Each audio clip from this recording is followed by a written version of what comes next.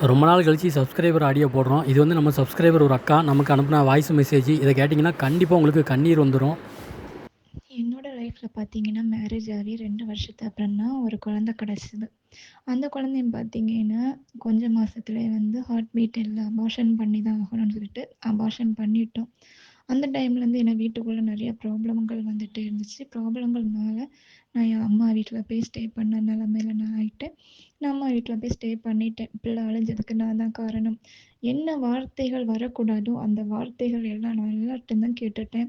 அந்த நேரத்துல பார்த்தீங்கன்னா, என்னோட ஹஸ்பண்ட் வந்து என்னட்ட பேசுறதே நிறுத்திட்டாங்க.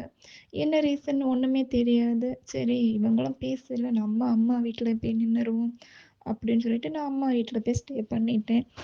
அதுக்கப்புறம் மன உளைச்சல்னால நான் நெறைய தவறான முடிவுகள் எடுத்தேன். எடுத்துக்கிட்டு சரி இவள இப்படி வச்சுக்கிட்டு இருந்தா ஒண்ணும் முடியாது அப்படின்னு சொல்லி நெறைய கோயிலுக்கு போய் பார்த்தோம், எடுத்தோம். எல்லாத்துலயும் ஒரு ஒரு காரணங்கள் சொன்னாங்க. நாங்களும் அதே மாரி பரிகாரங்கள் பண்ணோம். ஆனா பைசா ஒண்ணுமே வேஸ்ட் ஆகல. சின்ன சின்ன பரிகாரங்கள், வழக்கு போடுறது அப்படிதான் நாங்க பண்ணோம். லாஸ்ட்டா பார்த்தீங்கன்னா, எனக்கு ஃப்ரெண்ட் சர்க்கிள்ல தான் ஒரு இடத்துக்கு போவோம். வா என் அக்கா, எங்க அம்மாலாம் வராங்கன்னு சொல்லிட்டு கூட்டிட்டு போனாங்க. போன அப்புறம் தான் அங்க நேம் போர்டு பார்க்கும்போது முத்தாரம்மன் அப்படின்னு போட்டிருந்தாங்க. உடனே ஓகே. அதுவரை நான் அழுதுட்டு தான் இருந்தேன். யாருமே நம்ப மாட்டீங்க. அந்த சன்னிதானத்துல நான் கால் வச்ச அப்புறம் தான் என் முகத்துல சிரிப்பு இருந்துச்சு. எல்லாருமே ஷாக்கிங். "நீ எப்படி சிரிக்கிற?" அப்படின்னு வேற கேட்டாங்க. அப்ப ஃபர்ஸ்ட்டு அந்த முத்தாரம்மன் வந்து ஒரு அம்மாக்கு மேல அருள் வருது.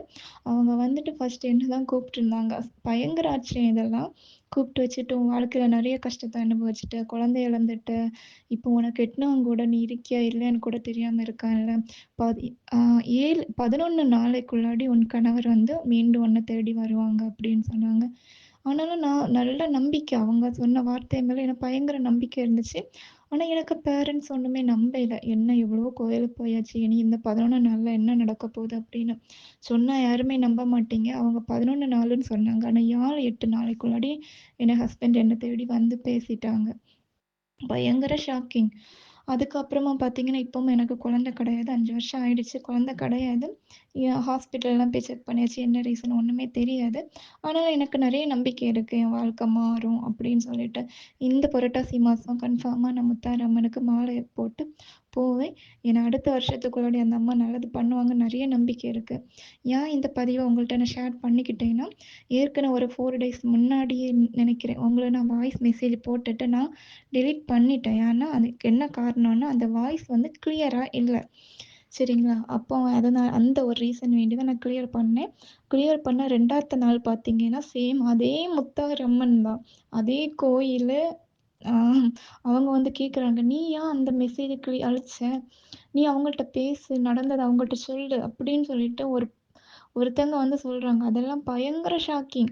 சரி நம்ம அவங்கள்ட்ட நடந்த விஷயத்த ஷேர் பண்ணிக்கணும்னு சொல்லிட்டு தான் நான் இப்ப ஷேர் பண்றேன். அந்த முத்தாரம்மன் கோயிலும் பார்த்தீங்கன்னா, சேம் குலசேகரப்பட்டினத்தில உள்ள முத்தாரம்மன் தான். ஞானமூர்த்தீஸ்வர அப்பாவும், முத்தாரம்மனை வச்சு தான் அந்த கோயில வழிபடுறாங்க. அது எனக்கு செகண்ட் டைம் தான் தெரியும். அங்க உள்ள பிடிமண்ண வச்சு வழிபட்டுட்டு இருக்காங்க. இப்போ உருவ சிலைகள்லாம் பார்த்தீங்கன்னா, சேம் குலசேகரப்பட்டினத்தில எப்படி இருக்கோ, அதே போல தான் வச்சு வழிபட்டுட்டு இருக்காங்க. நீங்க இது மாரி யாராவது கஷ்டப்பட்டீங்க அப்படின்னா, கன்ஃபார்மாட்டு அந்த கோயிலுக்கு போய் அந்த அம்மாவ நம்பி வேண்டுங்க. கண்டிப்பா நல்லதே நடத்தி தருவாங்க.